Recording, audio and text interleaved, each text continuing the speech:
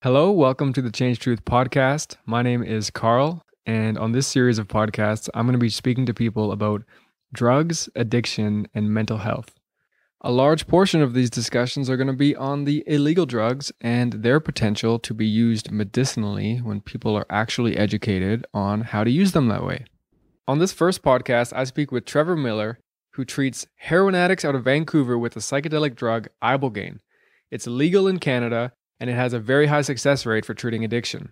So on this podcast, we get into Ibogaine and how it works and why it works. And we also get into the psychedelics in general and their potential to be used medicinally. But we start out with Trevor's personal background and how a series of events led him to the work he does now with addiction. So this is me with Trevor Millar on Ibogaine. Wanted to be successful. I wanted to make money. I wanted to see, I wanted that materialistic success that kind of had been hung in front of me as the ultimate goal. I never went to university, so I always had a chip on my shoulder. In comparison to those people that did go to university, I wanted to make sure that I did know at least as much as them. So I started reading like crazy and read a lot about success, about how to make money, about different things. Got into quantum mechanics, Einstein, theory of relativity, started to see a whole bunch of similarities between these supposedly different fields and, even into shamanism and Carlos Castaneda, things like that, and started seeing an underlying pattern that was starting to take shape. And I asked myself a question at one point, which was basically, why am I doing all this reading? What am I seeking? Is it really material things? No, it wasn't material things. It was happiness. So then I'm like, all right, well, what are all of these books then saying about happiness? Who are the happiest people? And it seemed to me that the hypothesis I developed anyway was the happiest people help the most people. So I hated coming to this realization. Like I said, I wanted to be just like a total... I was a hotel manager. I was the front desk manager at the Holiday Inn in Whistler. I thought I was destined to be a general manager, maybe own a hotel one day. The last thing I wanted to do was think about helping people. But I was a truth seeker and honestly felt that was probably the thing that was going to make me happiest. So I looked around at what needed help, and I moved to British Columbia from Ontario. I grew up in Kitchener. Went straight to Whistler, skipped Vancouver entirely, lived in Whistler for 3 years, and then went to a bar, Garfinkel's in Whistler, and there was this band playing that I became close with, and they played a song called Hastings in Maine. Okay. And I went to the singer afterwards, and I'm like, what is that song Hastings in Maine all about? And she's like, you don't know Hastings in Maine, the downtown east side of Vancouver? And I didn't know it at all. Like I said, I moved straight into BC, skipped Vancouver entirely. And then the next time I was in Vancouver, I drove through the downtown east side and saw it for the first time. And it, for people that don't know, it's called the poorest postal code in Canada. It is an eyesore. Like, there is visible poverty, there is visible drug use. It looks like a neighborhood that suffers greatly.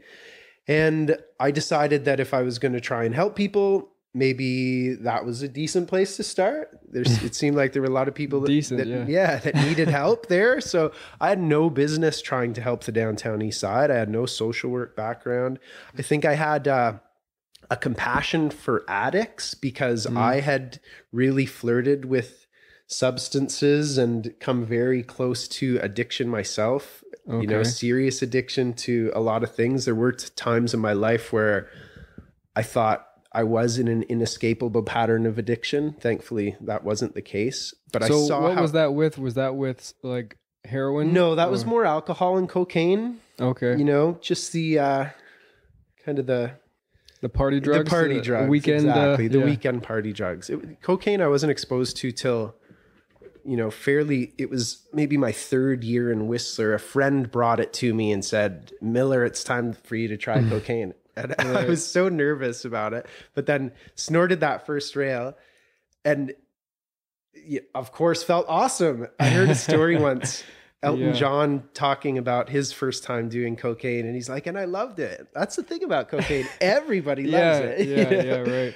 But so it became more than just a weekend thing? A little bit at a certain point. Yeah. Years later. So you kind of just got a feel for it, and you can kind of relate to how you can go down that path. For sure. I saw that path would be very easy to get stuck on, for sure. Right. So that's where my compassion developed. My mother was also always telling me to watch out. You might get addicted, because her father was an alcoholic. So addiction was always very much on my mind, because she's like, don't try that. You'll get addicted. And which became the forbidden fruit, right? Yeah. What is this addiction thing? That's right. Yeah. So just started to go to the downtown east side, started thinking about it, started researching it, started going down there a bit, and then time passed. I made a bit of money. I went to Costa Rica to surf for a few months. While I was in Costa Rica, I realized that I'm not going to be able to really be at peace unless I try and help some more people be at peace. So that's why I came back to the downtown east side. And this was in 2005. Started a company where I was selling t-shirts, and I was going to use the proceeds for those t-shirts to go to the downtown east side. Great plan. Awesome. So first of all, I got these t-shirts printed, and very quickly saw that I was just being a t-shirt salesman, which I didn't even know what I was going to do with the money, if I did make any. So this was the first time I made a real concerted effort. I had done some volunteering and stuff at the Carnegie Center years before, but this is when I'm like, I'm just going to start going down every day, speaking to people, see what contacts I can make, or see if I can find some kind of a new perspective on how to help this neighborhood. So I met a one-armed guy named Bandit. The first day I went down on this, Thomas was his name, real name, but he called himself Bandit. And I took him for lunch, and I said, who should I talk to down here? I want to help out. And he's like, go to Vandu, speak to Ann Livingston at Vandu, which is the Vancouver area network of drug users, which they basically were the first safe injection site. They were the off the book safe injection site before anybody was doing it. And I went into that Vandu building, and I walked upstairs at its old location, and they were in the middle of a rock users group, a crack users group. So I went to the back of the room, and one of the women came up to me that was running it. Diane is her name. And she said, what are you doing here? I'm like, I got this company. There's these t-shirts. It's going to be awesome. We're going to help the downtown east side. It's going to be awesome. She's like, okay. And she went back to the front of the room, and she said, all right, we're going to have a smoke break. And when we get back, we've got a guest speaker. Really? Yeah. So there's a bumper sticker that says, the world is changed by those who show up. Yeah. I saw the truth in that day. So I came back down to Vandu with a speech prepared a couple of times, and it was near the Olympics coming, a couple of years before the Olympics coming, and for a few years, and there was a lot of hate towards the Olympics. But I said, why don't we use the Olympics? We're going to have the world media here. Why don't we use this as leverage to tell an awesome story about how this neighborhood, how this group, you guys, changed? And there was a lot of cheering and a lot of raw and a lot of, so that was something you hadn't planned for, to speak in front of the group, but you just sort of went off the cuff? And well, the first time I spoke, I just said a few words, but I came back and spoke again and again a couple of times once I kind of thought about it. But really, I was all piss and vinegar, it turns out, because I still didn't know what to do. And there's still that thing called addiction, which is really hard to surmount. You can put loads and loads of great plans in place, but unless you can get rid of the person wanting to chronically stick a needle up their arm, you're only going to be able to do so much for them. So I ran out of money and went and worked on cruise ships, as you do. I would always been told I would be good on cruise ships. So I had I had nothing else going on in my life. I was able to pick up and leave Vancouver. The downtown east side thing didn't seem to be going anywhere. I made a really conscious effort as well. I said, you know what, if I'm going to make the impact I want to make on the downtown east side, I'm going to have to become better at public speaking. So I thought of that in going into this job as entertainment staff on cruise ships. It was my goal to be a cruise director within a year of getting on ships.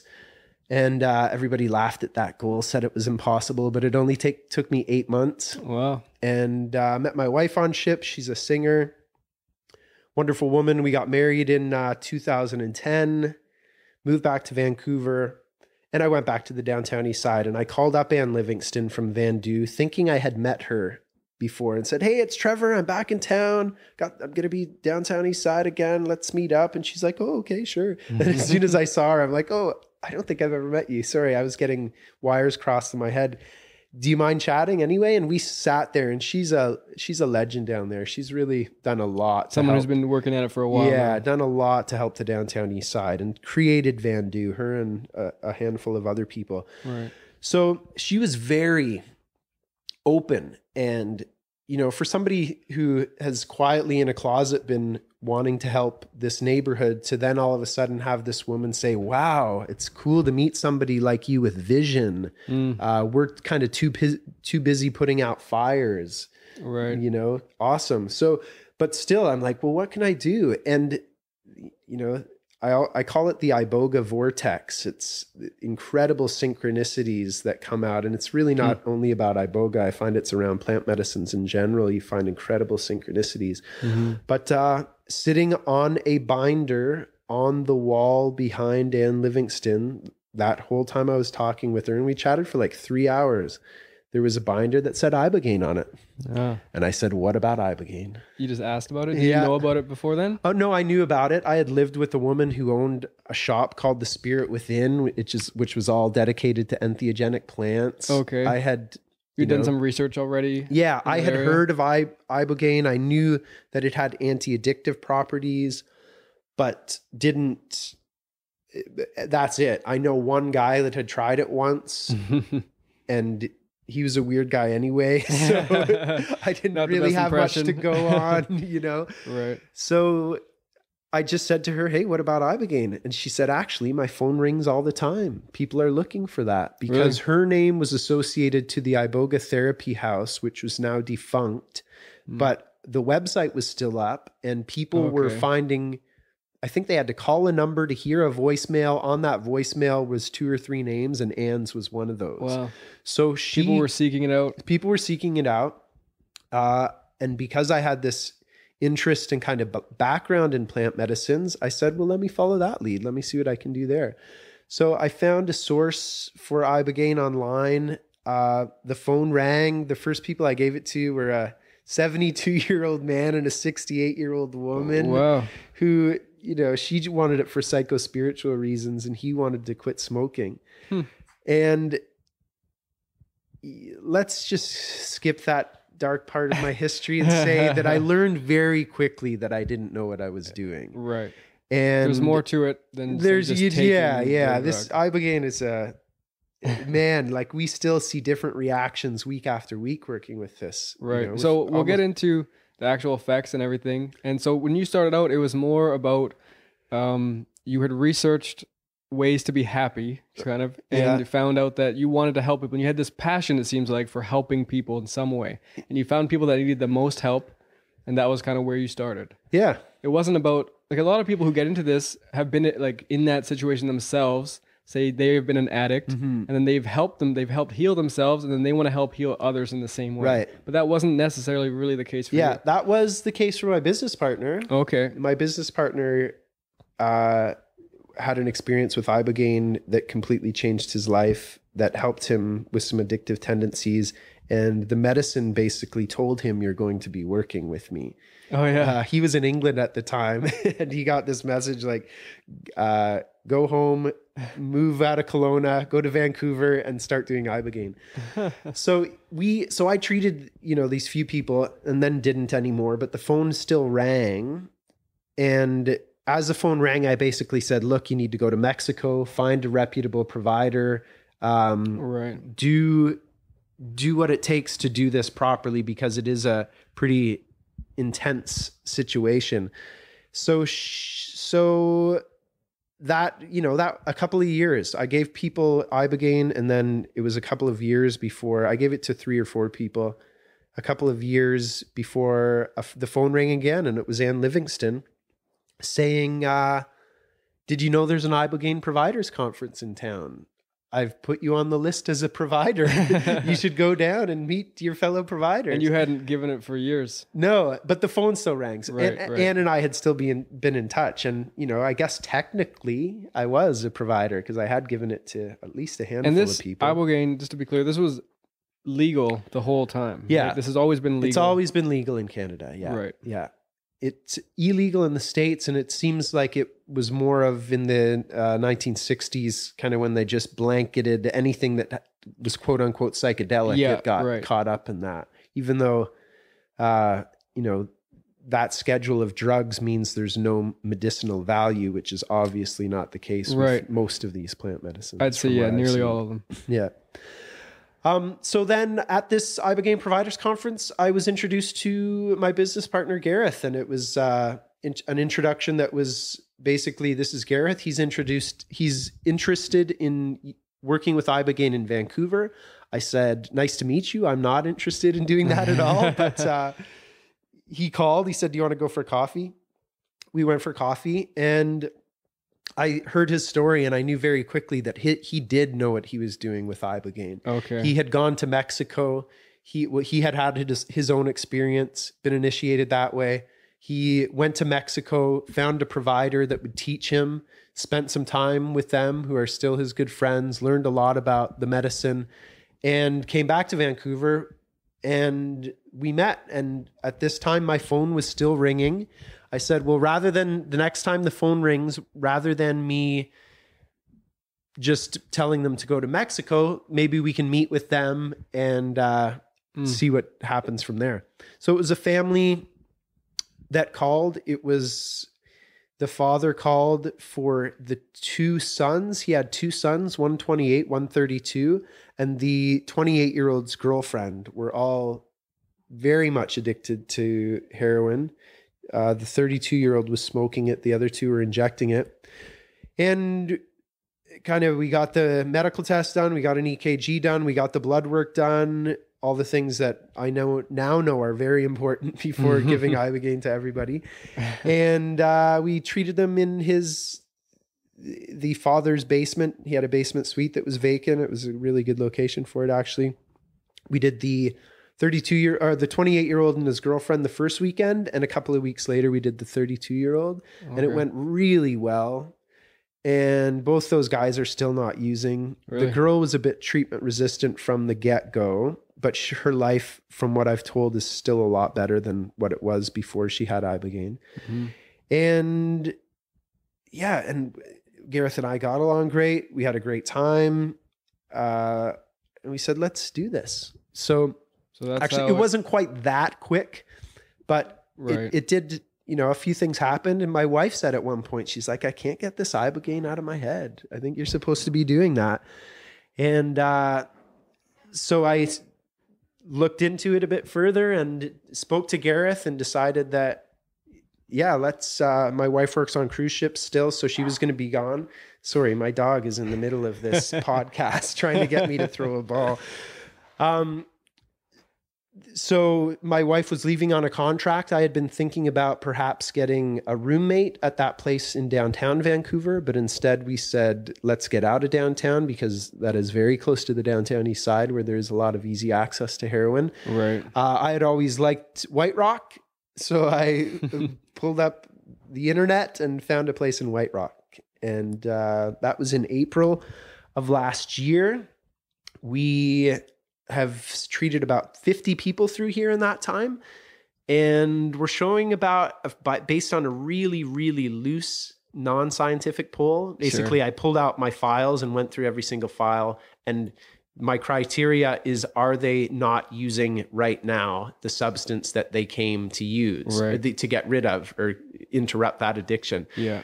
So they may have relapsed, but as of the day I did that poll, where was it at? And it looks like about 75% success rate. Man. That's pretty good. Yeah. So let's talk, before we get into too much of it, let's just talk about Iboga itself and Ibogaine. And maybe start with Iboga. What is Iboga for people who don't know? For sure. So Iboga is a shrub that grows in Africa, in West Africa, near Gabon or in Gabon. and Cameroon. And it has been used ceremonially for centuries by the Bwiti religion most recently, and Pygmies before that, apparently, who introduced it to the people who then grew into the Bwiti religion. It's used, it is the root bark of the shrub that's used. It's not the first layer of root bark, but the second layer of root bark.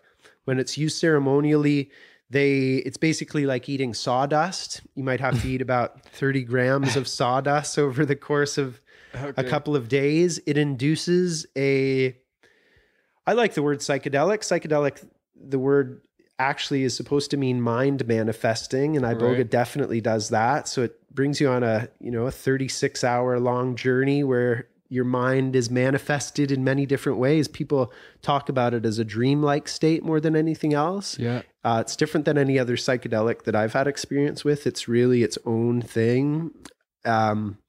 Okay. It's been called the grandfather medicine, whereas ayahuasca might be the grandmother. Sure. It's the stern grandfather or the stern father, where you might want to only meet with him once or twice, whereas the loving grandmother you can go back to again and again. I see, yeah. And we actually find for a lot of the people that do come through here for Iboga, there are ayahuasqueros and circles that do ceremonial ayahuasca that we find it's really good to have people introduced to those circles after Iboga to continue their healing journey that way. Right.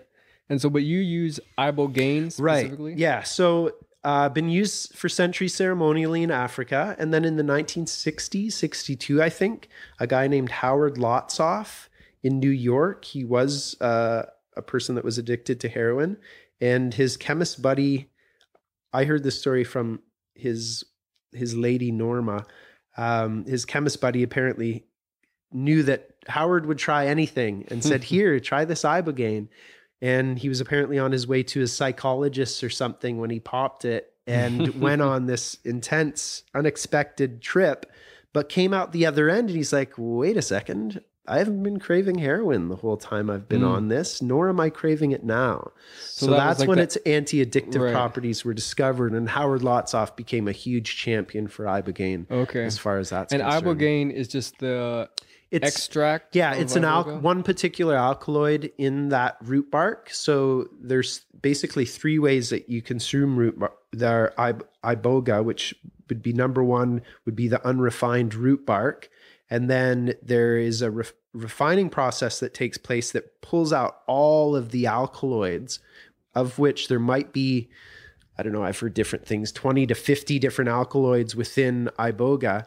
And that creates a powder called TA. So total alkaloid would be a brown powder, which, we consider that Ibogaine. We treat people using either that, or you can take that and refine it one step further using a hydrochloric acid solution. Okay. And then that pulls out a white powder, which is just the pure Ibogaine HCl, it's called, which is just the HCl just stands for that. But you're not taking that step personally? So we use that, and we use the TA. Okay. And there is root bark available, but we don't necessarily use that too much. So, and have you personally experienced with all three different methods? Yeah. So is there much difference in effect? No, there's not. They're all very much the same thing. The TA, it said that it might be a bit more of a round experience, like a more fuller. You've got more alkaloids, so maybe a few more spirits involved. Yeah, or so something. I've heard that. I've heard other people talk about Iboga, and some of them, if they're in a more shaman-like ceremonial context, they give praise to the whole root being used or whatever, and not extract, and saying that you don't get as much, or you don't get the full spirit of the plant if you just use the extraction. Yeah, I don't know about that. Yeah, I'm not too sure.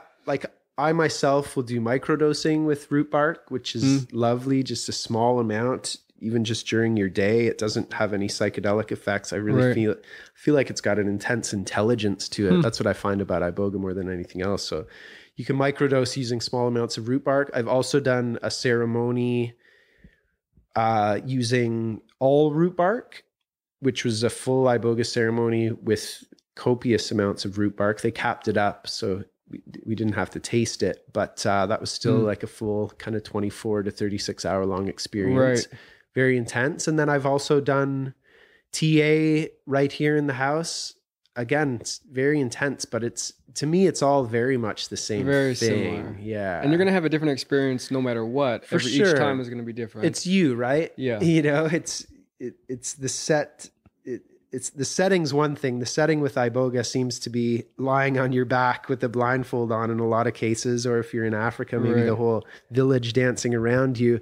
But the set is what you bring to it. Yeah. And we all have, you know, some pretty deep-seated things in our sets that are going to come up. Yeah. Right. So when you're doing this, you're not doing it in this sort of ceremonial, traditional context with shaman. You have a more modern approach, I take it. For sure. We consider this, we take a secular approach because we want atheists to be able to, We want to make it available for everyone. Benefit from kicking their opiate habit as well using Ibogaine. You'll see over there's a tray where we do smudge. You know, we smudge before everything. We smudge quite a bit. So that's about as hippie as we get. So smudging, explain Smudging is a Native American way of cleaning oneself energetically, or cleaning a house energetically, which is taking some sage and lighting it on fire and then smudging it, or just putting that smoke all around the house or around a body or a person's aura. Okay, and that's a protective thing?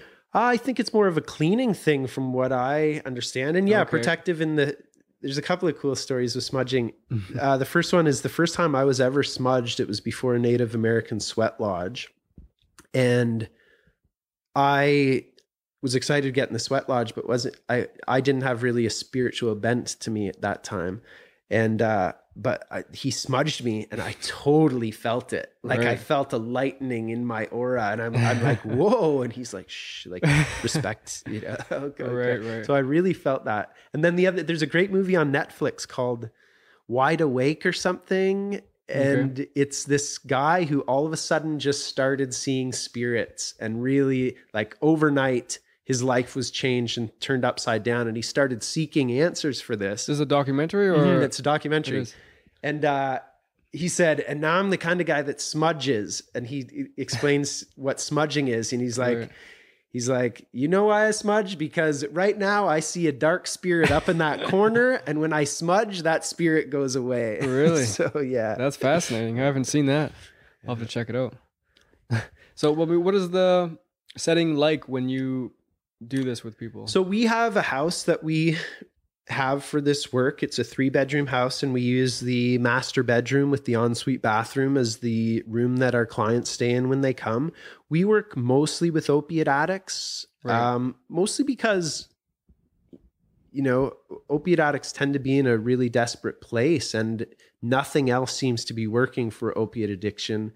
So those are the people that are really knocking on our door. But we've worked with alcoholics. We've worked with, a person addicted to ketamine, which people say you can't get addicted to ketamine. Don't buy that. You can get addicted to everything. Yeah. I think our take on addiction is not as physical as we make it out to be. I think you can get addicted to many different things. Big time.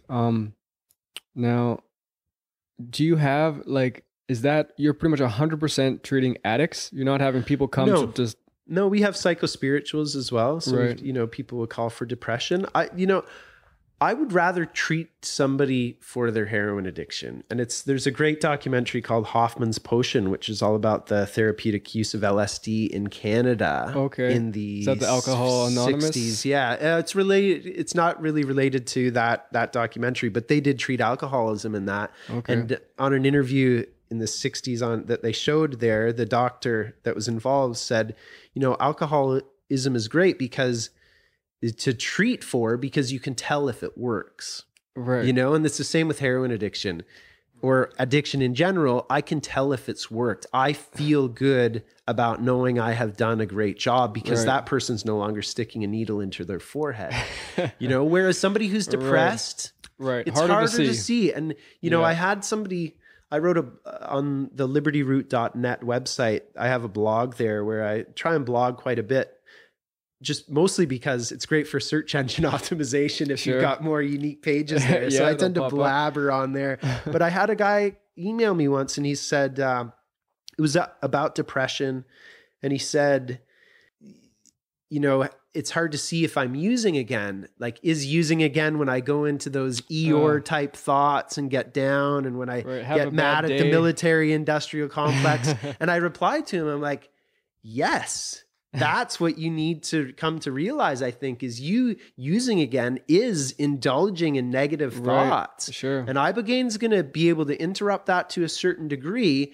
But unless you start moving in a completely new direction, the same way a heroin addict, like we have people come in, we look at Ibogaine as a detox. It's a detox with benefits, but ultimately it's a detox. So what are you going to do? We are going to take the habit out of your life that's taking up about 99% of your time and thought energy. What are you going to be putting in place there? Right. Is it going to be exercise? You're going to have to put something there. Is it going to be reading? Yeah. You know, I believe in something called the rule of 5, which John Maxwell taught me, which is 5 things I do every day to make sure I'm moving my life forward. You know, the people that I treat with Ibogaine that really latch onto that kind of thinking, you see awesome success from. Right. Because a lot of it is just built up momentum and habits that just perpetuate and get worse. So a lot of these psychedelics, their power is being able to stop a person in that middle of that momentum, let them get a perspective on what they're doing and kind of change their course and then get the momentum rolling again. So I think that's how it works for a lot of this. I haven't done Iboga myself, so I'm not too familiar with the state or how it works. Dude, from what I've heard, open invitation. Well, thank you. So let's talk about the actual experience. And you mentioned a little bit earlier that it can last a very long time, and this is very scary to a lot of people. This because already, a lot of people out there may be scared of doing mushrooms, and if you do magic mushrooms, psilocybin mushrooms, that might last 4 to 6 hours. Ibogaine apparently can last up to 36 hours. Is that right? 36 hours, and then you sleep. It's so the way we work here is we have people here for, if it's a psychospiritual, maybe 5 to 7 days. If it's an addiction interruption, we like to have them here for 9 days. We have a doctor that works with us to prescribe morphine so that if they are using street drugs that they're physically addicted to, we don't want to have to rush into the Ibogaine treatment. So the doctor prescribes morphine, so they have legal opiates here. Right. And then they'll just use that so they don't go into withdrawal.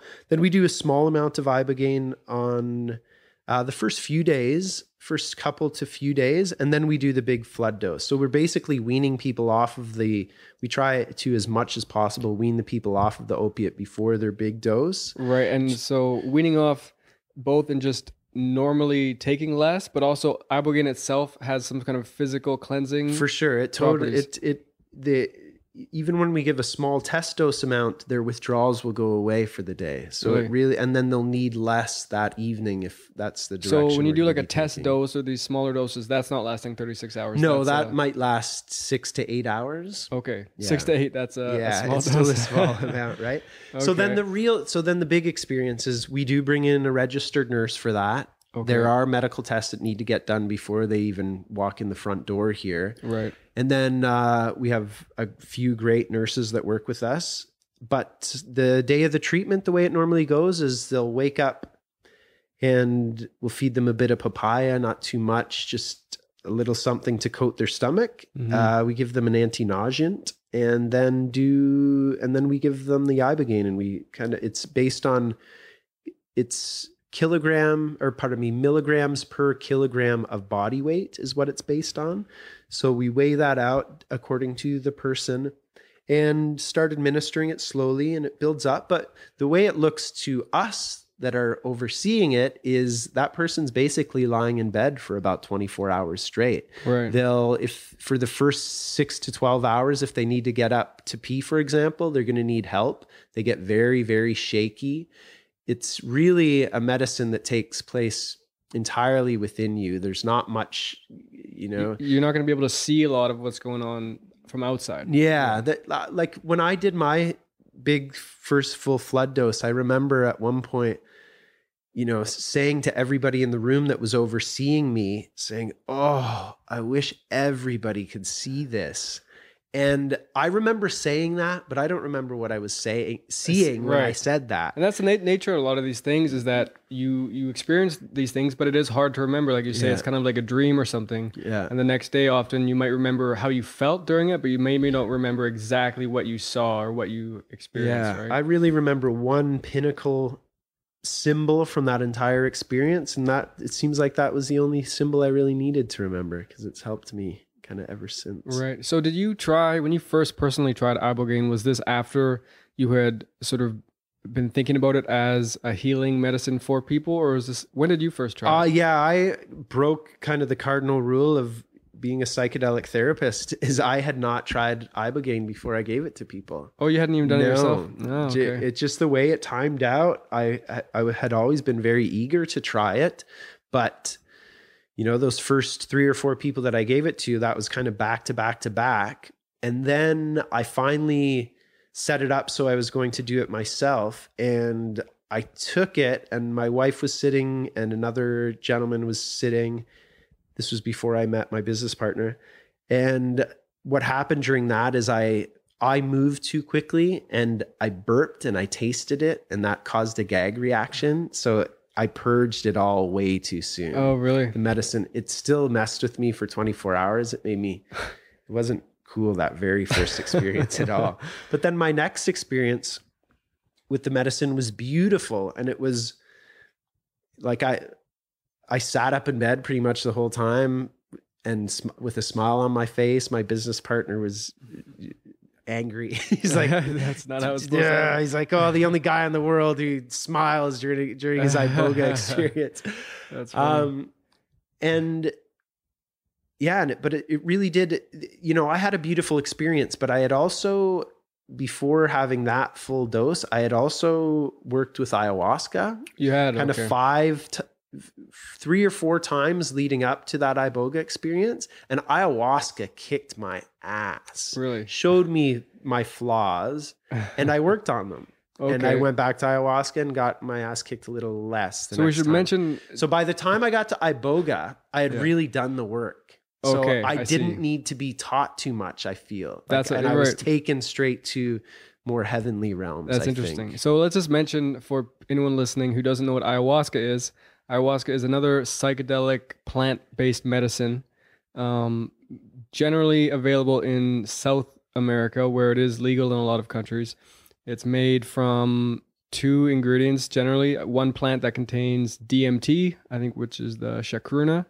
And then there's also the ayahuasca vine, which contains an inhibitor that lets the DMT be absorbed in the stomach, which generally you can eat a plant with DMT and it'll be killed in the stomach before it affects the brain. Anyway, it's similar to mushrooms, or it's a psychedelic plant. It'll last about 6 hours. And often it's administered by a shaman, by someone who has practiced with it for a long time. That's generally how people are doing it these days, going down to South America, somewhere like Peru or Brazil. Or there's also a church that administers it, the Sante Daime, I think. And it is also touted for very strong healing properties, for healing emotional pain, trauma, a lot of people, post-traumatic stress syndrome, soldiers coming back from the war, that kind of thing. And yeah, it sounds like it works in very similar ways. For sure. It's, I first heard about ayahuasca and its anti-addictive properties before I heard of Iboga, and I heard it on a CBC radio program, interviewing Jeremy Narby when The Cosmic Serpent came out, which is a book all about ayahuasca. And the metaphor that was used was, it was like using ayahuasca to beat an addiction is like using a powder keg to blow out an oil well fire. It's like, it's not the right tool for that. It is good for beating addiction. It's just, people say, I think it's a great metaphor for Iboga as well. People say, well, you're using a drug to beat a drug. Sure. But we're using like the father of all drugs to beat these little demonic drugs that hook into people. They aren't, but their use are, maybe. Right. So yeah, by the time I experienced Iboga, I feel like I had done a lot of work working on myself, bringing myself to where I wasn't fearful, where I knew I was heading in the right direction with my life. Sure. I had done a lot of soul searching, had found my purpose to some degree. And then you had a pleasant experience. You know what? That's really interesting. I'll just mention, because I've actually just come back from Peru, and I participated in ayahuasca ceremonies down there. And I had a very similar experience to yours with ayahuasca. And I felt it was because I had already used mushrooms to healing effect for years now. Where I was with this large group, there was about 25 people, and almost everyone had a really rough time, really terrible time. With ayahuasca, a big part of it is this purging aspect. So you're throwing up or having diarrhea, and you're seeing the experiences were all different. Everyone had a different experience. But for me, every time I did it, I had a good time. I was like the only one who had fun Awesome. the entire time. I think that's totally it. Like you're a guy who brought his recorder down there because you're making your podcast here. You know a direction you're headed with your life. You must feel good about that. That's right. And I kind of had that confirmation during it. I felt, okay, I'm on the right path. And that's kind of the message I got was continue where you're going. For sure. And that's the thing with, these are medicines, and medicines are there to help you change and help you heal something. So if you're taking these medicines, you better make sure you're changing, or else you're going to go back and have your butt kicked. That's right. Yeah. So and you mentioned that before. Now, is purging part of the Iboga experience too? For some people it is. We really try and work with it in a way that we avoid having people purging. We've kind of got it down to an art/science where we don't see a lot of purging. Okay. So you're not of the mind, like the ayahuasca mindset is that purging is good. And I'm of that mindset too, if it happens to happen. Okay. Like I'll try and avoid it happening at all costs, because if we're in a situation where somebody starts having really bad diarrhea or purging for too long on something like Iboga, we've got to think about dehydration and things like that. So we've got IV fluids upstairs for that. We've got a defibrillator on hand for things like that. When I did Iboga, I purged the first time I did Iboga, I purged, and my business partner was like, he was sitting over me. He's like, you've got to stay more still. And I'm like, don't worry, man. I'm loving this. I want to purge right now. Right. Yeah. And I mean, it's part of it too. Like you said earlier, if you throw up too early, it affects the experience as well. For sure. And that was something that was interesting when I went down to this retreat and this shaman was administering this stuff and talking about it. It was his belief that if you purge in 5 minutes, that's good. That's all it needs then. And then it only takes that long for the medicine to be absorbed anyway. So just if you have to purge right away, do it. And then 2 people did that. They felt kind of the urge to throw up. So they said, okay, I'll just do it right away. And then nothing happened the rest of the time. They got rid of it. They got out of their system, I guess. And they had no. Yeah. Interesting. Experience. Iboga. We definitely want to keep it in long enough so that it gets absorbed. And then when I did the root bark ceremony as well, I had a whole bunch of root bark and I purged, but not until the fruit was brought in at the end and I was starving. So I just gorged myself on ate too much. So I purged then, but there was 0 wood in the, so it had been came out. So it had been totally absorbed. And we should just mention when you say purging, this idea is that you're first of all, you're physically throwing up. And for a lot, when they say purging, they generally mean you're getting rid of more than just physical things in your body. Often with the ayahuasca, at least, people talk about purging emotions, things you've been holding on to, sort of pain. And it's like a release, like a letting go of things you've been bottling up. Totally. Yeah. It just shakes you up energetically so much when especially some of those purges that you can just feel them. They're coming from so down from the deep. Bowels. I remember speaking of the bowels, the first time I did ayahuasca, my purge was giving birth to 2 demons or something. Like I spent a lot of time on the toilet that it felt like 2 very hard balls were no longer in my body after that was done. The purging can happen all different ways, but there's an energetic release from doing so much. Like my dog's on my lap right now. Whenever somebody's having a rough time, I can say to them, and we've talked about it before, shake it off like Daisy, because, you know, that energetic shaking that a dog does just whenever they get ruffled, they can shake it off instantly. I don't think we do enough of that. Mm-hmm.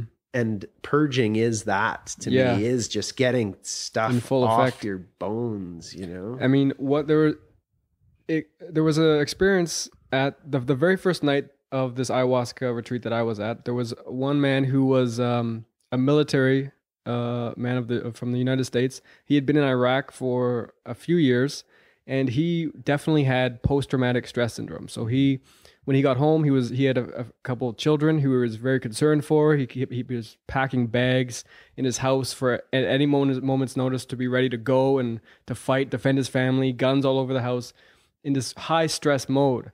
And for him, the very first night we all drank, he had a very rough time. He was purging and throwing up for maybe 12 hours. Wow. A long time. We drank at 9 o'clock at night. And the next day when all of us got up and we were up and about by 10 o'clock, he was still throwing up in his room, dry heaving, having a really rough time. And a couple of days, I mean, it took him a little bit to recover. And but then when he was able to sort of talk through it again, that's what he needed, and that he had to let go of a lot of things. Mm-hmm. And it was just interesting that he was the only one who really had that kind of full-on rough experience, but he also probably had the most trauma built up and stress and things to let go of after his experience. It's amazing. We've treated soldiers through here. One soldier in particular who, a U.S. citizen, Iraq, Afghanistan, war vet, special ops. And I don't know, I think we're so desensitized to war somehow that for some reason, we don't think people are getting killed over there. And then when you speak to a soldier and you hear how bad it is, like, you know, I don't know, I somehow left real bad war back in the 70s in Vietnam when people were, you know, but this is a war just as bad as that Vietnamese war where so many innocents were killed. Like this guy killed kids, man. And he was ordered to. Mm-hmm. And then he became a very bad heroin addict. He was a heroin addict kind of before. He would always use going into boot camp or basic training as his way to kick dope. Really? And then, of course, the army that he fought so hard for kicked him out for some minor thing and left him on his own and gave him a whack of money at the same time. So he spent a year injecting a gram of heroin or more into his arm a day. Wow. And by the time he came here, he was a very sad, scared guy, but we just loved him. You could tell right away that he was just a really nice guy. And even when his uncle called to book him in, he's like, this guy's a really sweet guy. And through his Iboga experience, like he relived Iraq. He relived a lot of stuff and very vocally relived it. Like we heard him giving orders. We heard him on the battlefield. He let go of so much stuff. And that was a year ago now. And he's still not using dope. Really? And he's, you know, doing a lot better than it seems like that's part, a lot of it. This was reemphasized a lot at the retreat I was at, is that a lot of it is letting go. You have to be able to let go of things. And I think in order to let go, you have to sort of come to terms with them. And so these psychedelic medicines often will just put them in front of you again, let you relive them, and let you get a perspective on them and on your decisions and those around you and how it all played out. And a lot of it is that when we're in things or even afterwards, it's hard to look at things without that emotional connection to the moment or to our decisions. But getting that perspective, maybe without that emotion attached, or if you're able to sort of purge that emotion somehow, get rid of it, it helps you move on, helps you let go. Yeah, I've heard that a lot. You know, it's like you relive a past experience, maybe a traumatic event from when you were a kid, except you relive it from a detached third-party narrative. Right, so, like you're almost watching it. And then instead of being all emotionally destroyed by it, you say, oh, now I see where mom was coming from, or she had whatever a bad day it was. Day. Did I ever overreact about that? Now that I see it again. Exactly. Yeah. We've had one of the nurses that we treated, one of the nurses that works with us, we treated her. Oh, She wanted to. this was before she had already been working with you? Yeah, she had worked with us for a few people and wanted to experience the medicine. So when we had another client in and the nurse was here anyway, we put her up. She stayed in my room and experienced the medicine. And I hadn't realized how bad it was, but she was very abused as a child. And now she's able to talk about it and blogs about it beautifully. Because I think it's survivorsguide.net. But Iboga lifted the curtain on her gimpy emotional processes like nobody's business. Like she would, in her blog, she described how she would relive the rape again and again and again in this parasympathetic way. Like the emotions would just start going and she'd be reliving it all over again. And she would do that all the time. And and now because she took Iboga, she completely sees what she was doing and has been able to entirely stop doing that. And that's what happens with a lot of people, I think, is this throughout their life, they'll relive these patterns that have been almost traumatized into them when they were young or something. And the same problems will keep coming up and keep happening because they haven't maybe dealt with whatever originally caused them. Yeah. And with addiction too, are you familiar with Gabor Maté? Do you know his work? He's a friend of mine. Is he really? Yeah. Oh, no way. I love his work. I mean, and his work on addiction and what addiction is, and that is just very inspiring. I think a lot of people could learn a lot from what he has to say. He's a wonderful man. It's funny. As soon as I saw him and started learning his work, I'm like, this guy's my friend. I know we're going to be friends. And then we met, and we met at an event. We were introduced by mutual friends. My business partner and I were introduced to him, and he was very supportive right away. He is a doctor who worked for, I think, some 20 years on the downtown east side of Vancouver. So he is the addiction doc of all addictions docs. He's a real rock star in that field. And then has some experience with plant medicines as well. So he, The Nature of Things with David Suzuki did a documentary on him called The Jungle Prescription, which covered him helping some people through using ayahuasca, and beautiful work. And he still does that with people down in Mexico. He'll go down and do huge groups in Mexico. He was doing it in Vancouver, leading ceremonies. And then what happened? Then that documentary came out, and Health Canada called the next day and had to make it their business and said, please stop doing that.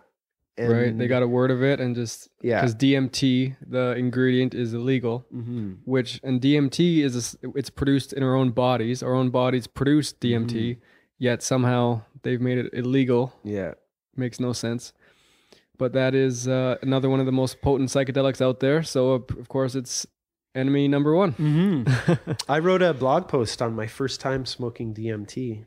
It was crazy. Speaking of synchronicities around plant medicines, I've had so many, like I look at synchronicities or meaningful coincidences as signposts, or at least reassurance that you're on the right path. Going right, So I was bored at work one day. I worked at an office job. This was probably 2003 or something, and was on arrowid.org, which is a vault of information about these kind of medicines. And I had heard of, I knew what ayahuasca was. I had never heard of DMT as its own thing. Right. So I researched it this day, and I'm like, beautiful experiences, stories, people telling, like, wow, I would really like to try DMT one day. My guy that I was sharing the office with said, hey, does that store, The Spirit Within downtown, do they still sell weed under the table? Like, yeah, I think they do. I'm bored. Let's go. So we drove down and walked into this store. And like I said, I ended up living with the woman who owned this store just as friends. But it was a great shop, great environment on Commercial Drive that I found through another coincidence. But I walked into the store, and it was a really weird vibe. Different person working. There was a guy I knew sitting in the lounge area. I said, hey, can my buddy still buy weed from this girl? He said, yeah, but don't bother. There's this guy over here that's selling $20 eights. Like, awesome. So we stepped outside to do this deal. And I had this homemade concoction on me that I was bragging a bit about. And he said, "Oh, wow, I have some DMT. I'll trade you for that." So I had never heard of DMT before. And then an hour or two later, it was being given to me. And then we went back to the Spirit Within, and another buddy was working. And I said, "Hey, do you mind if we come back when you're closed to smoke this?" Because they had a lounge and beanbag chairs and stuff. He said, "Yeah, no problem."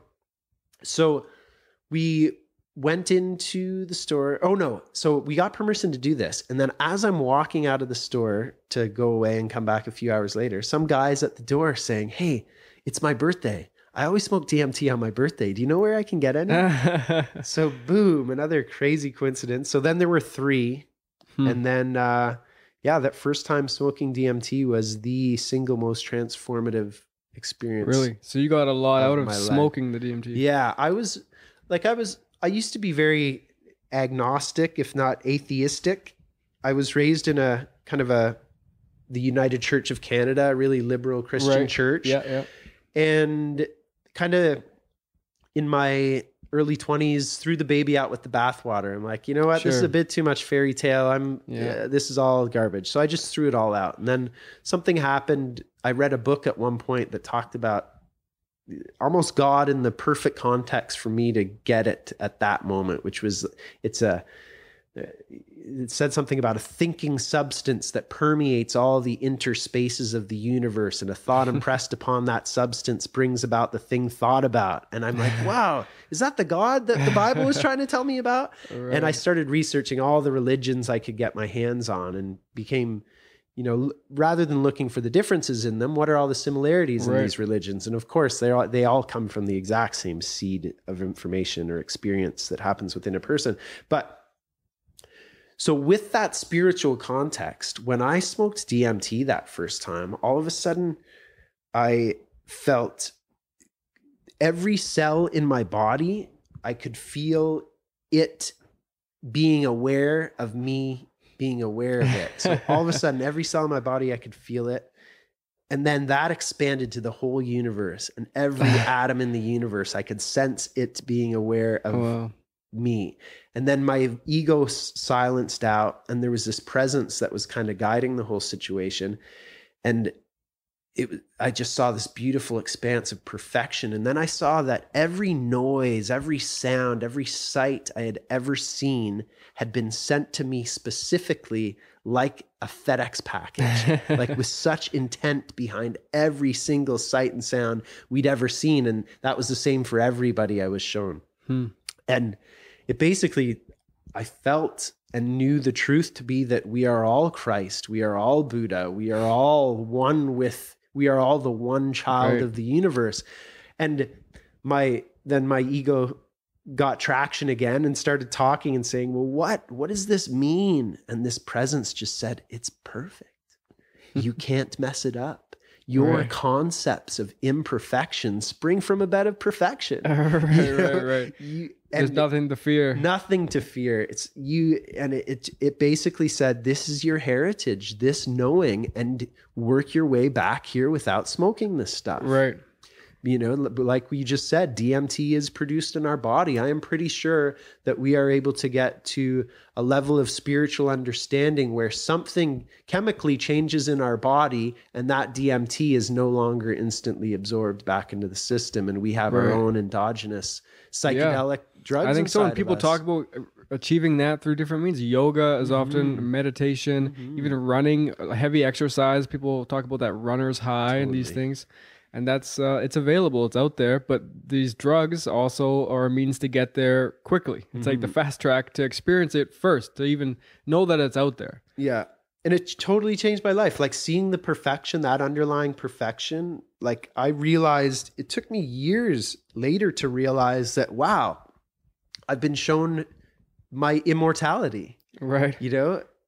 And while I still kind of lived from that knowing ever since that experience, to then all of a sudden realize that intellectually, wow, that experience showed me that none of us dies either. Right. And then all of a sudden being able to integrate that completely into your knowing. Right. So that, you've touched on a few things there. One, I'll just say is like, it's amazing that a lot of these substances, whether it's LSD, mushrooms, ayahuasca, DMT, a lot of people who take these come to the same conclusion that we're all one, we're all connected, there's nothing to fear, you know, and somehow these things are illegal. Like it just makes no sense when this is the general consensus, when people have done these in a responsible type of way. You can also use these things to ill effect. You can do everything them in the wrong way, abused. But so can everything, right? Yeah. You can use a hammer the wrong way. You can use a car the wrong way. But the other thing, what did you just say now? I just forgot. That universal experience you were touching on, I think. Yeah. That reminded me of a book called A Course in Miracles, which is a wonderful thing. Actually, you can study A Course in Miracles, which is a wonderful intellectual tome of information, you know, almost 1,000 pages long. And what I found from ayahuasca basically showed me that everything A Course in Miracles says is true. It showed me that on an experiential level. And one of the things that book says is a universal theology is impossible, but a universal experience is not only possible, it's necessary. So like, I think, you know, Buddha had the same consciousness as Christ, had the same consciousness as Krishna. Buddha was born 500 years before Christ in a more Oriental environment where he talked about it in a different way. So therefore the theology that grew out of that is not the same, does not sound the same as the theology that grew out of Christ's teachings, but the experience at its core was the same thing. Right. I'm not even going to say was most likely the same thing. I know for sure. that you know, that's what we're all heading towards here, is we need to reclaim our heritage of that unity consciousness, which comes with bliss. Like we're not sacrificing, we're sacrificing all the crap for the bliss. Right.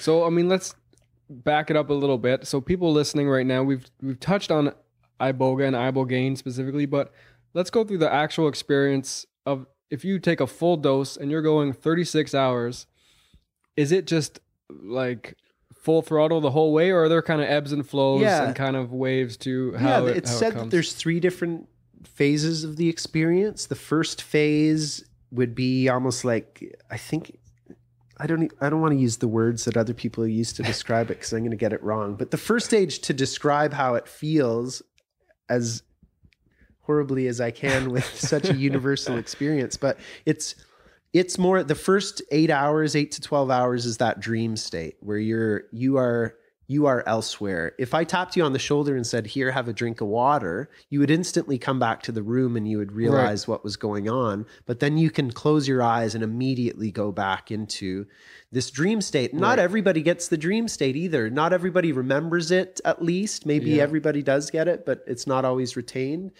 But that soldier, for example, that I just mentioned, like, he had very intense, vivid dreams and could share them with me afterwards and tell me all about it.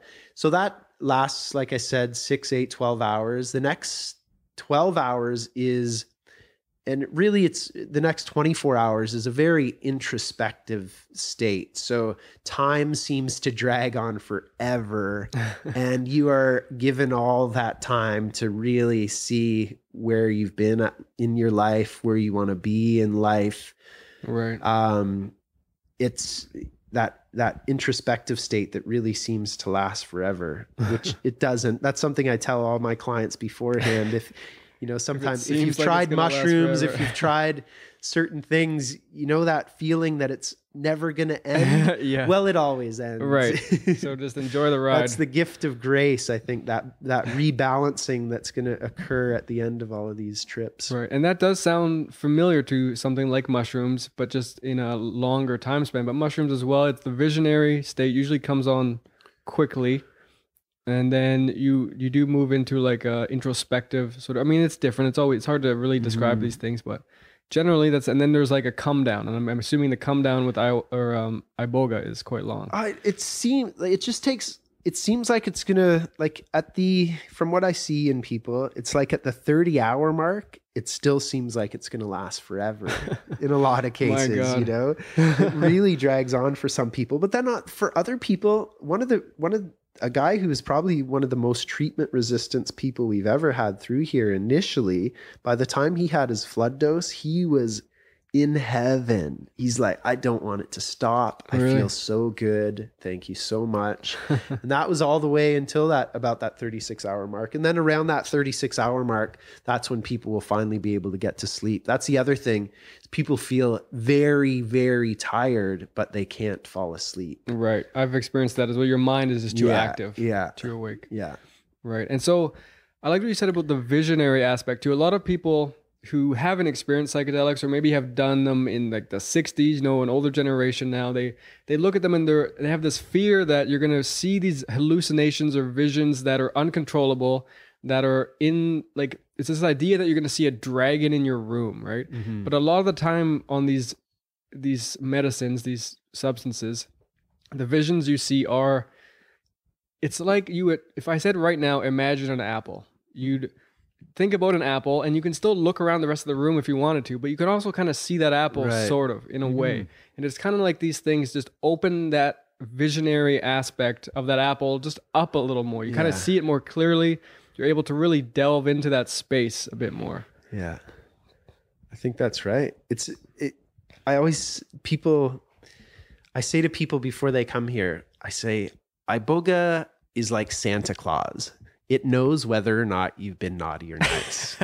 And that can be said of all plant medicines, I think. And I think that is actually where that mushroom, the red and white mushroom, Amanita muscaria, that's the Santa Claus colors. I've heard that. That's actually, I think the history of where that comes from is because that mushroom also knows whether or not you've been naughty or nice, because you know whether or not you've been naughty or nice. And it comes down to your own. And I think that's the biggest reason for people being scared to take psychedelics is they know that they have guilt that they don't want to deal with. Yeah, probably. I see that in a lot of people. People that I used to mess around with psychedelics with in a non-therapeutic way when we were young, they're scared to death of coming back to them now. Because they've got stuff they know that they're going to have to open the closets up. Yeah. That's right, yeah. And that is the scary part for a lot of people, especially if you've been living 30 years going down this one path and you might have a feeling it's not the right one, but you don't want to be told it's not the right one, and because you don't know what you're going to do, you don't know how you're going to change, and you don't want to. I mean, some people just don't want to turn into a hippie or something. They don't, the ancient Chinese wisdom says, no matter how far you've gone down the wrong path, turn around. Yeah, because so many people it's still would rather bury their heads in the sand and not recognize that shit needs to change, man. Yeah. So the actual experience, if someone's here with you, they're taking Iboga, you're here with a nurse the entire time. There's a nurse present. Is that right? The nurse comes. We have a good friend of ours that comes from Kelowna, so it's like a 5-hour drive. He's the guy that works with us primarily. He'll come the night before the treatment, generally. Stay here, then we all get up in the morning, and then the treatment will start around 10 a.m. noon. And then we technically only ask him to stay for the first 12 hours. That seems to be the most at risk. Yeah, that's time. The window where things might go sideways. But the way that we're going now, really slow dosing ahead of time. By the time the treatment comes, we have a pretty good idea of how they're going to react. So, he's here to keep an eye on everything, but he's here because he brings a great energy to the whole equation now as well.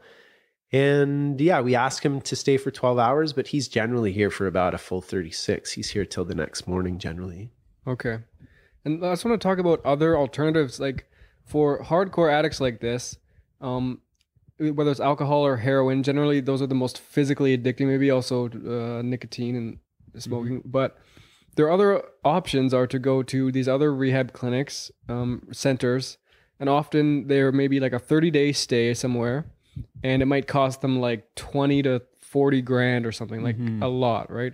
And you're doing like a 7 to 9 day program. And what's the cost? It's $6,500 plus GST, so $6,825 it comes to.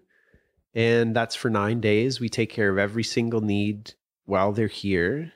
And the door is always open for people to stay in touch with us afterwards. And the people that do stay in touch with us, I love that they do. We've become great friends with a lot of these people. And, it's great to be able to keep track of people when they do that as well. So the door is always open to stay in touch. And then, so that's for an addiction interruption, 9 days. And then for that psychospiritual, which is 5 to 7 days, that's 4,500 plus tax. Okay, I see. And on our website that I have an Ibogaine frequently asked questions page where I break down that cost, like we're not getting rich doing this. We are really doing it to, do what we can to keep the doors open. And we are trying to help people for free from the downtown east side with the money we make as well. But, the medicine costs almost $1,000. The nurse costs almost $1,000. Right. One person's time for only 5 days at only $15 an hour is $1,800. Yeah. But we're doing much more than that. 2 people here pretty much the whole time. Yeah, I mean, you're only currently, as you said, you're only treating one person at a time. Yeah. You're looking to expand to maybe 2 at a time. Yeah. Or, you have a pretty small operation. There's a lot of, a lot of these, like there's other centers out there that'll treat 30 people at a time with maybe 2 people running the show and then a few helpers. And, that's not very, it's very cost efficient for them running it, but then people might not get as much attention that way as well. Yeah. We send home very happy people. I'm happy to say. I used to be in the hotel business and I used to work on cruise ships. So I'd say, if anything, I'm a professional host. So we take very good care of people here. And like I said, we bring in people that are so sad. They're so in the worst place of their life. Right. But I'm happy. I'm like, don't worry. We're going to send you home in 9 days and you're going to have a smile on your face. Right. And we do. We see tears on the way out. We see smiles. We just have the best, I don't know. My theory was that the happiest people help the most people. I have now totally proven that true. Yeah, you believe that one now? I totally believe it. Because I have, like that soldier, for example, him reaching out a few weeks later and saying how well he's doing and how good he feels and how completely his life has turned around. That happens all the time now, week after week now. I can show you texts from the guy that left last week. He's like, wow, I've never met more peaceful people in a loving environment. You guys have taught me how to live again. You've inspired me to live a bigger life again. There's nothing better than that. That's great. And I just wanted to ask you about what are your opinions on these other rehab centers and with heroin too, it's called methadone. You can get addicted to methadone as well. People for sure. So opiates are notoriously sticky. The thing with opiates is once you've been using them for a long time, your body gets re-engineered, reoriented towards the opiate. So your body no longer produces its own pain-killing chemicals. It needs the external pain-killing chemical in order to just feel normal. Right, and that's the nature of physical addiction. Yeah, the nature of physical addiction. So before Ibogaine, I haven't heard of anything else that actually goes in and it seems to scrub the system to put you back into a normal, not opiate addicted state. But what the government, people get addicted to heroin. They don't want to be addicted to heroin. They go to the doctor. They say, I'm addicted to heroin. And they say, well, let me put you on methadone or Suboxone. And those are opiate maintenance drugs. Suboxone was not meant to be an opiate maintenance drug. It was supposed to be just used to taper people off of opiates, but it's now being used as a maintenance drug as well. But it's just, they call it liquid handcuffs. It's still just having to show up at a pharmacy every day to get a long-acting opiate, which will make you feel good for about 24 hours. It's like a slow release. Yeah. And these are things, but it doesn't solve anything. It's just another Band-Aid. It's another pill to take. Which is largely what our medical system is doing these days, is giving pills out, right? And that's making everybody a lot of money. Those methadone. Yeah, it's a lot more cost effective for people to sell people a pill they have to take every single day than it is to say, oh, this medicine here, you only have to take it for a week. You do this, and then you should be good for another 6 months or a year, or ever, if you're lucky, if you're really.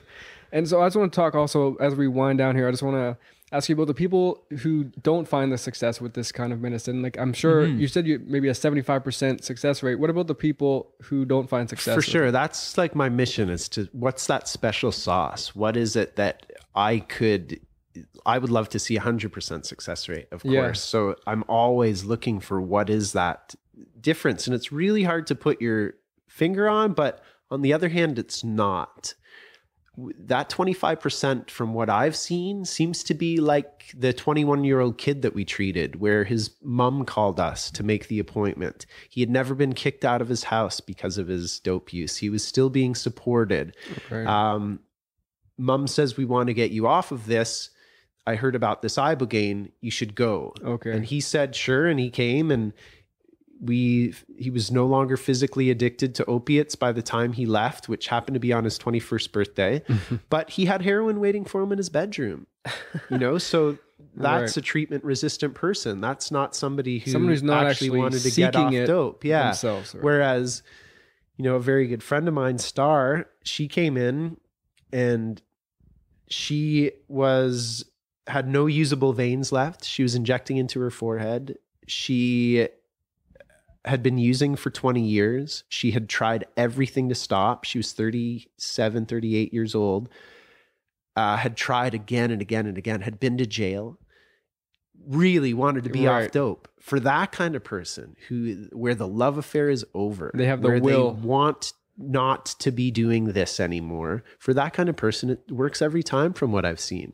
But I think I have a feeling that the person knows in their heart whether or not it's going to work.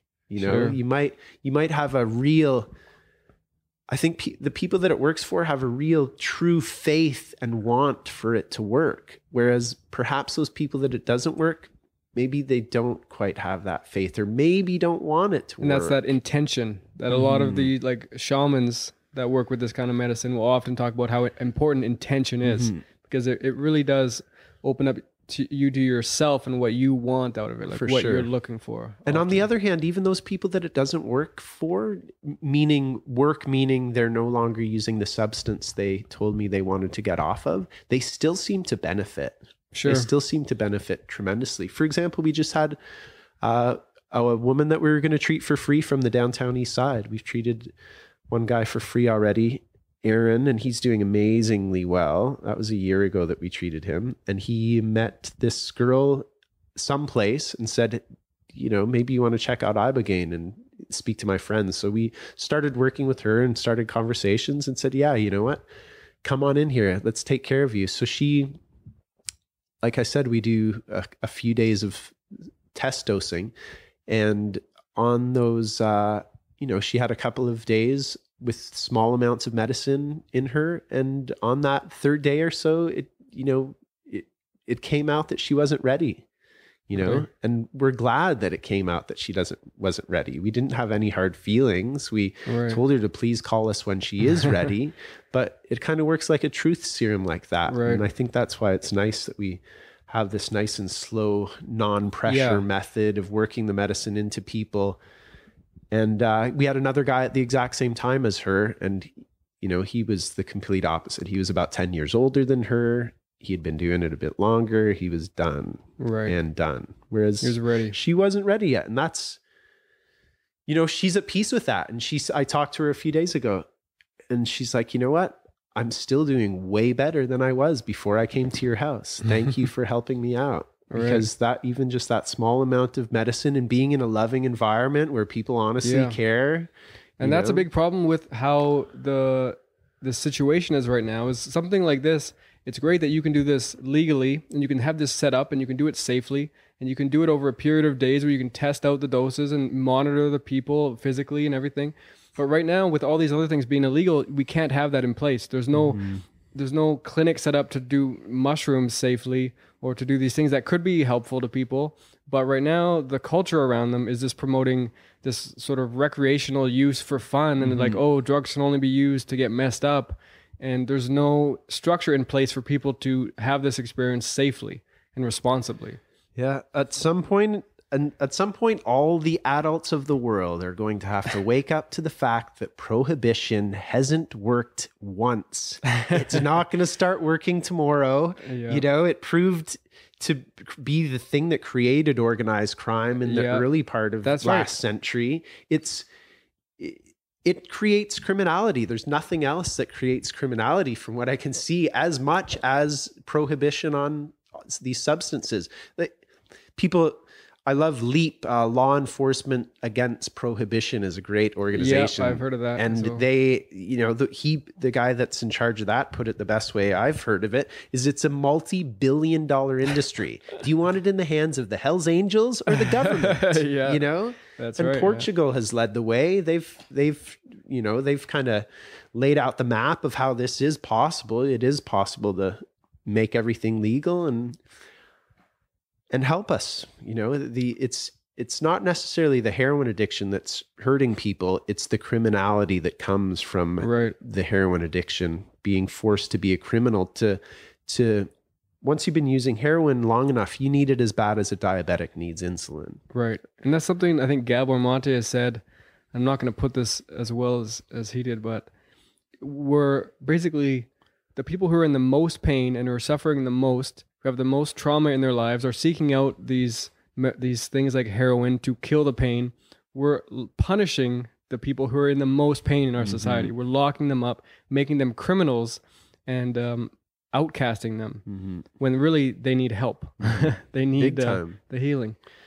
They need help. They need healing, and it's such an awesome thing to do for people. Like, I bet, yeah. You know, I don't know. I think everybody should take on a pet project to completely fix the world. Yeah. Because I took on this pet project 15 years ago with no business trying to do it, with nothing but this dim faith that I carried before me, thinking, you know what, I'm just going to keep chipping away at this. Right. And now, you know, I started this project in the downtown east side thinking, you know what, it'd be awesome if I didn't have to take government handouts or be a nonprofit. It'd be cool if I could start a company where I could make money and help people.